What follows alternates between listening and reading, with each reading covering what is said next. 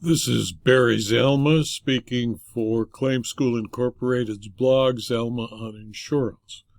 Today we're going to talk about the chutzpah of a fraudster who sues twice for the same claim and is faced with a motion for summary judgment claiming that res judicata required the fraudster to lose again after it sued for a second time, forcing two courts to deal with a $366.64 fraudulent claim is chutzpah, or Yiddish for unmitigated gall. Integrated Pain Management, PLLC, sought $366.64 in a no-fault insurance benefits for medical services it rendered to its assignor, Mikwan Murphy, on August 16, 2018, although the insurer had already obtained a judgment that the claim was fraudulent and that they owed nothing. In Integrated Pain Management versus Empire Fire, the Civil Court of the City of New York, Bronx County, on March 22, 2023, dealt with the claim for services allegedly provided by Integrated consisted of treatment for injuries Murphy allegedly sustained in an automobile accident on July 22, 2018. The defendant, the insurer, moved for summary judgment contending that the plaintiff was barred by the doctrine of res judicata, collateral, estoppel, and law of the case from relitigating the issue of coverage for this claim. Plaintiff simply ignored the motion, filed its lawsuit, and did nothing.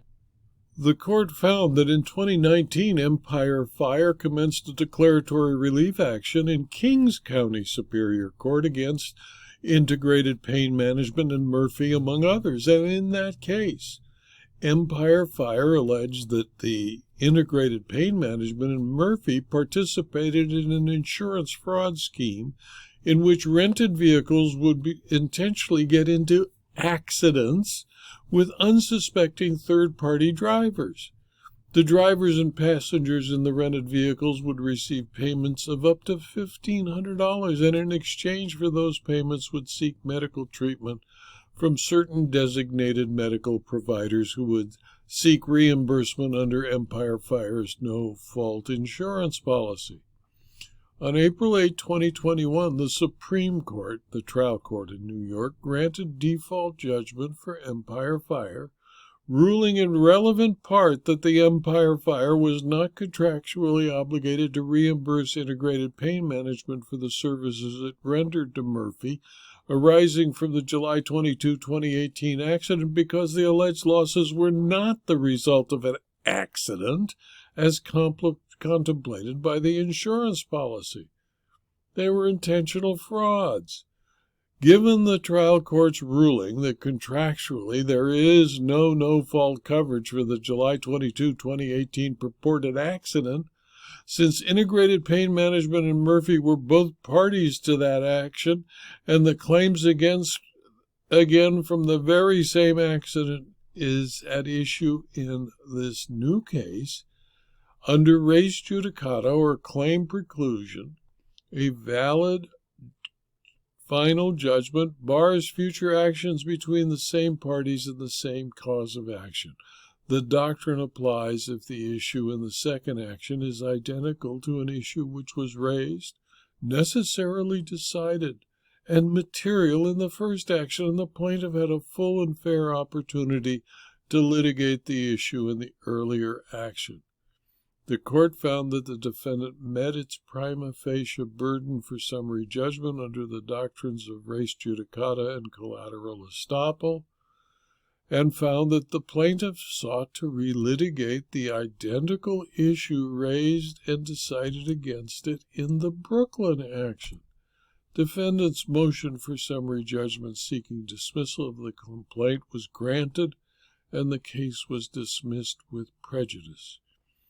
In my opinion, fraud perpetrators in the state of New York have the unmitigated gall to sue an insurer twice for the same fraudulent scheme.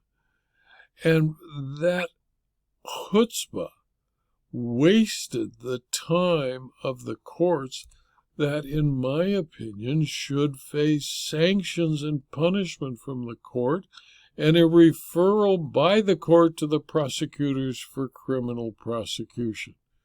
Of course, in the state of New York, prosecutors don't like to prosecute crimes, especially crimes against an insurance company. This video was adapted from my blog, Zalma on Insurance, which is available free to anyone who clicks on the URL zalma.com/blog. You can subscribe to the blog and be notified of every blog posting, usually 5 or 6 a week, and have access to all 4,500 blog postings up on the internet. You can also subscribe to this video on YouTube and on rumble.com. And if you do, I'd appreciate that you click on the like button or the rumble button, depending on which service you use to view the video. If you found the video to be useful to you, please tell your friends and colleagues so that they can also subscribe to the blog or the videos and learn more about insurance claims, and in this situation, insurance fraud. You might also be interested in subscribing for a small fee to my Locals community or my Substack publications, where you can learn even more about insurance claims, and insurance fraud. Thank you for your attention.